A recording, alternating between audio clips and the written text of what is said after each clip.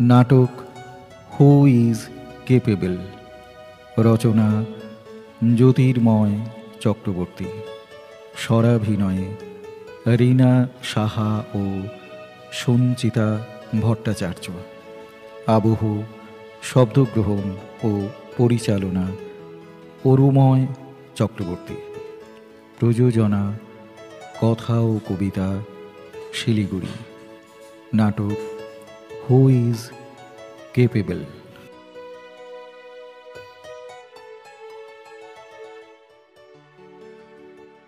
আমি জানতে চাই আমি কোথায়? আপাতত একটি এনজিওর অফিস রুমে আপনি বসে আছেন। আপনি কে? আমি এই সংস্থাটির প্রধান শ্রীমতী শ্রেষ্ঠা মজুমদার। আপনি? আমি সোম দত্তা। সোম দত্তা, বাহ। টাইটেল? বললাম তো, শুধুই সোম দত্তা। টাইটেলটা কি খুব জরুরি? কিন্তু টাইটেলটা বলতে আপনার আপত্তি কোথায়? এ কথা সত্যি যে পৈতৃক সূত্রে একটি টাইটেল আপনি পেয়েছেন, আবার এ কথাও সত্যি আপনার সিঁথির সিঁদুর প্রমাণ করে আপনি বিবাহ সূত্রেও একটি টাইটেলের অধিকারিণী। অধিকার? আমার কোথাও কারোর উপর কোনো অধিকার নেই, তাই কোনো টাইটেল বহন করার কোনো দায়ও আমার নেই। আমি সোম দত্তা, ব্যাস, এটাই আমার পরিচয়। এবার বলুন তো, আমাকে কেন এখানে নিয়ে এসেছেন? আপনাকে এখানে নিয়ে এসে ভুল করেছি বলছেন? তাহলে তো আপনাকে পুলিশে দিতে হতো। পুলিশে মানে? হ্যাঁ, পুলিশে। আপনি যে কাজটা করতে যাচ্ছিলেন তাতে যদি আপনি সফল হতেন তাহলে আপনি ধরাছোঁয়ার বাইরেই চলে যেতেন। কিন্তু আপনি যখন সফল হননি তখন এই অন্যায় কাজের জন্য আপনাকে তো পুলিশেই দেওয়া উচিত ছিল। দিলেন না কেন? দিলাম না এই জন্য যে জানার বড় কৌতূহল হলো, বুঝলেন, যে আপনি কেন এই অন্যায়টা করতে যাচ্ছিলেন। ঠাট্টা করছেন? আসলে আমার কাজে আমি সফল হতে পারিনি, তাই এখন অনেক ঠাট্টা, বিদ্রুপ, ভর্ৎসনা এগুলোই আমার প্রাপ্তি হবে।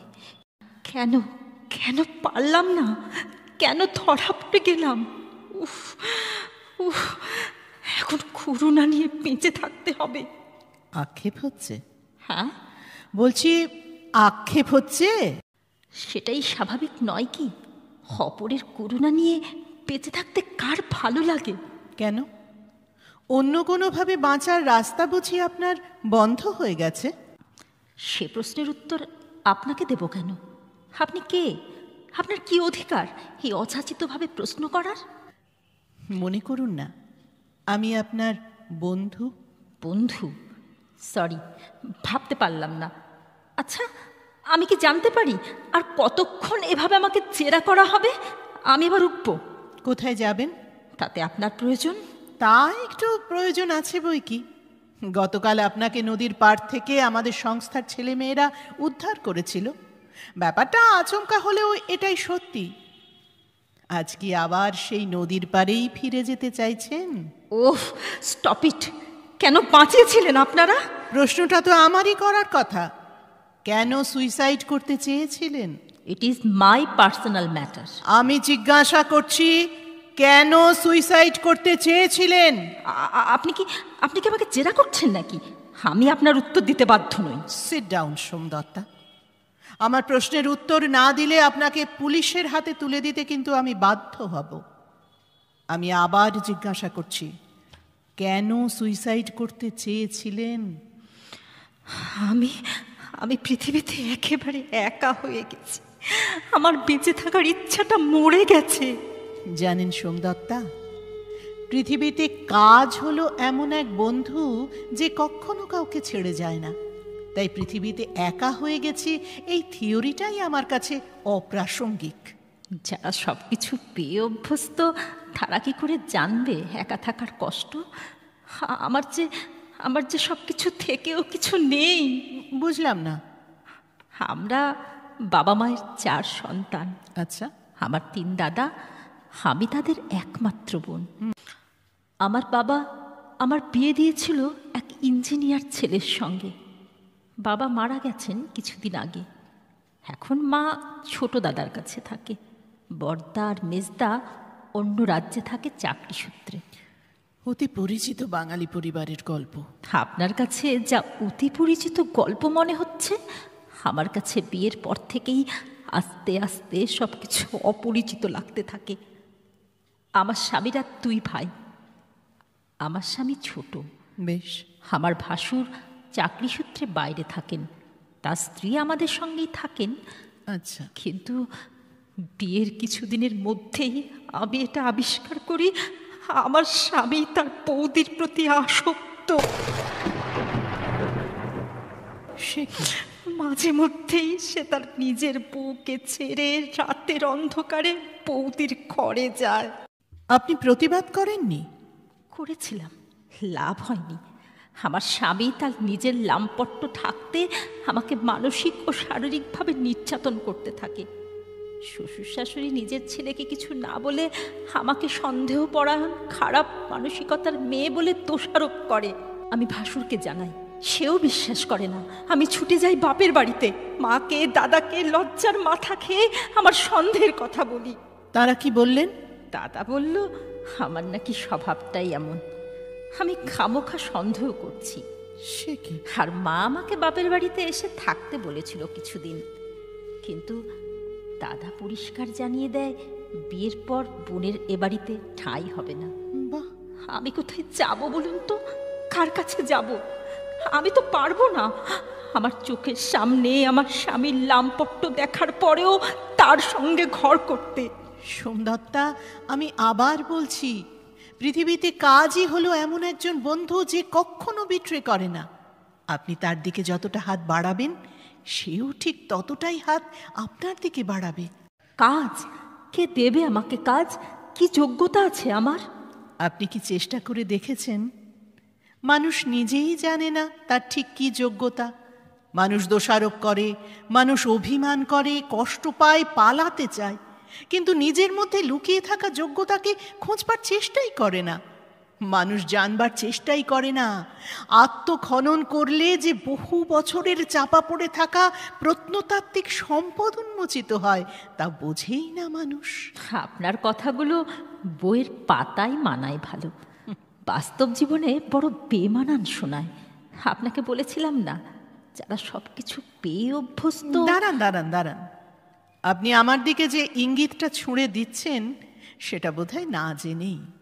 গতকালের আগে পর্যন্ত আমরা কেউ কাউকে চিনতামই না।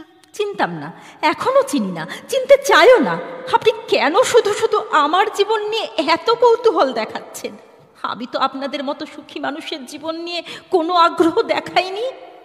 আপনি একটা এনজিওর প্রধান, আপনার কত সম্মান, কত নাম, কত পরিচিতি, আর আমি দুর্ভাগ্য জর্জরিত একজন মানুষ যে নিজের ইচ্ছেতে বাঁচতেও পারে না, মরতেও পারে না। এ জীবনের কি অর্থ আছে বলতে পারেন? আছে আছে আছে, অর্থ আছে, আমি বলছি অর্থ আছে। আজ থেকে কয়েক বছর আগে আমার মনেও আপনার মতো একবার ঠিক এই প্রশ্নটার দানা বেঁধেছিল, জানেন, যে আমার মতো দুর্ভাগ্য আর কি কারোর হয়?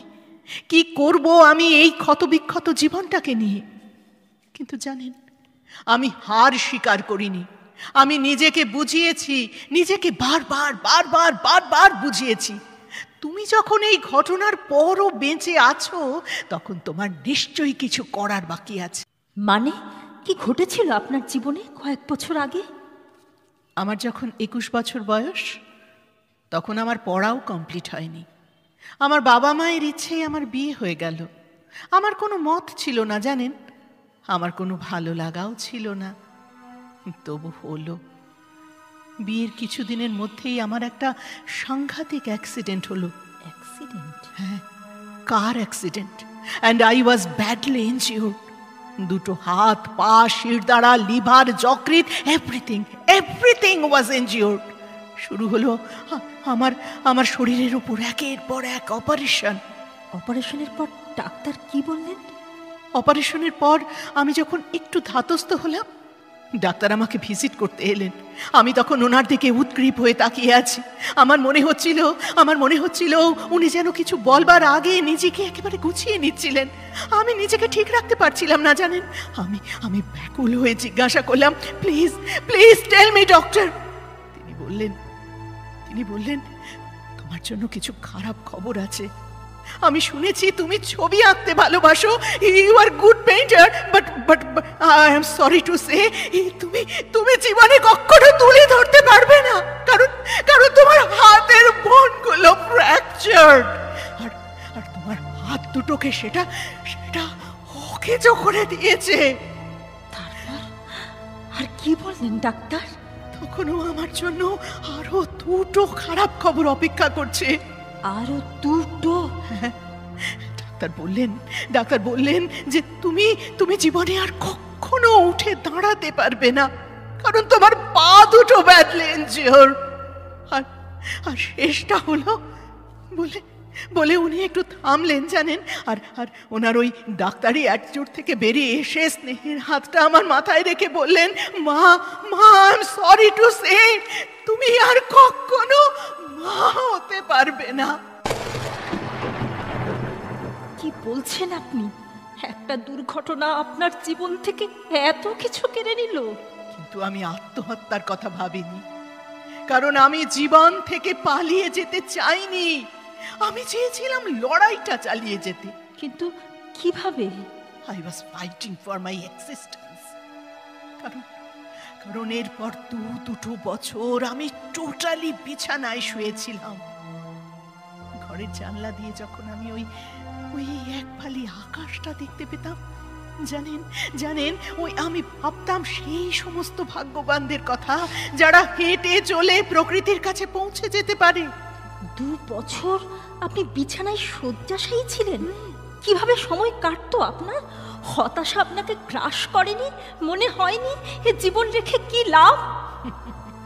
সুন্দরতা, যদি মনে হতো তাহলে আজ আমি আপনার সঙ্গে কিভাবে কথা বলতাম। আমার ফিজিওথেরাপি চলছিল। একদিন হঠাৎ কি দেখলাম জানেন? আমি হঠাৎ দেখলাম যে আমার ডান হাতের আঙুলগুলো আমি নাড়তে পারছি। ইয়েস, আমি নাড়তে পারছি। আমি খুব চঞ্চল হয়ে উঠলাম। আমি আমার বাড়ির লোকদের বললাম, please give me some colour pencil, painting brush and paper, I will draw. Yes I want to draw. আমি শুরু করলাম পেইন্টিং। ওই অবস্থায়? How could it be possible? Everything is possible if you want. Your determination is much more essential. সুন্দরতা, আপনি ভাবতে পারবেন না, তখন এই পেইন্টিং আমার কাছে শুধুমাত্র একটা প্যাশন নয়, তখন আমার কাছে একটা থেরাপি, যা আমাকে একটু একটু করে বাঁচিয়ে তুলছে। আমার ভয়, আমার আতঙ্ক, আমার অবিশ্বাসকে কাটিয়ে দিচ্ছে। তারপর যখন আমি একটু একটু করে ভয়গুলোকে হারাতে শুরু করছি, তখন পোস্টম্যান আমার বাড়িতে এলো একটা বিশেষ খবর নিয়ে। পোস্টম্যান? বিশেষ খবর? মানে আপনার কোনো কাজ কোথাও সমাদৃত হয়েছে তারই শংসাপত্র? No my dear, no. সেটা ছিল একটা নোটিশ। আমার স্বামী আমাকে পাঠিয়েছেন, আমাদের divorce notice. What? Divorce notice? আপনার এই স্ট্রাগলিং পিরিয়ডে তিনি আপনার কাছ থেকে সরে যেতে চাইছেন? সোমদত্তা, কোনো সুস্থ মানুষ কোনো পঙ্গু মানুষকে জীবন সঙ্গিনী হিসেবে স্বীকৃতি দিতে চায় না। তাই আমার স্বামীও আমাকে স্ত্রী হিসেবে মেনে নিতে পারছিলেন না। আপনি নিশ্চয়ই খবরটা শুনে খুব শকড হলেন? একদমই না, কারণ তখন আমি আমার ভয় আতঙ্কগুলোকে এক এক করে হারাতে শুরু করেছি। তাই আমি আমার স্বামীর এই গিফট সাদরে গ্রহণ করলাম এবং তাকে তার পরবর্তী জীবনের জন্য উইশ করলাম। কি বলছেন আপনি? স্বামী স্ত্রীর সম্পর্ক এত সহজে মন থেকে মুছে ফেলা যায় নাকি? যে সম্পর্ক বিপদে আপন হয় না, যে সম্পর্ক বিপর্যয়ে হাত ছাড়তে চায়, আপনি মনে করেন তাকে সম্পর্ক হিসেবে স্বীকৃতি দেওয়া যায় বা উচিত? তারপর তারপর একটু একটু করে আমি বিছানা ছেড়ে উঠবার অদম্য প্রয়াসে সফল হতে লাগলাম। আপনি সত্যি একজন ফাইটার। কি করে পেয়েছিলেন এত মনের জোর? কই, আমি তো ভাবতে পারি না। আমার তো সবসময় নিজেকে একজন হেরে যাওয়া সৈনিক মনে হয়। কারণ আপনি হারতে ভালোবাসেন। মানে? যে মানুষের নিজের উপর আস্থা নেই, বিশ্বাস নেই, সে শুধু হেরেই যায়, পালাবার চেষ্টা করে। প্রকৃত অর্থে তারাই হলো প্রতিবন্ধী।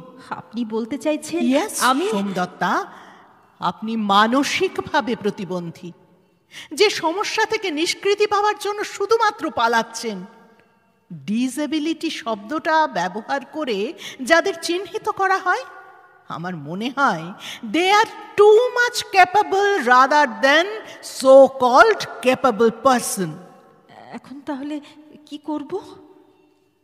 আমি একটি এনজিও তৈরি করেছি সোমদত্তা, যেখানে মানসিকভাবে ভেঙে পড়া অবসাদগ্রস্ত কিছু অসহায় মানুষকে নতুন আলোর দিশা দেখানো হয়। If you want, you can join with us. Really? Please please আমাকে আপনারা নিন।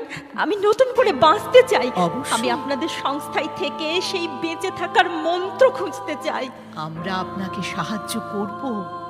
হাতটা বাড়ান। ওহ, আই এম সরি, আমি কিন্তু উঠে দাঁড়াতে পারবো না। মানে? কারণ আমার পা দুটো এখনো দাঁড়াবার শক্তি অর্জন করেনি। I am sitting not on a chair, but on a wheelchair.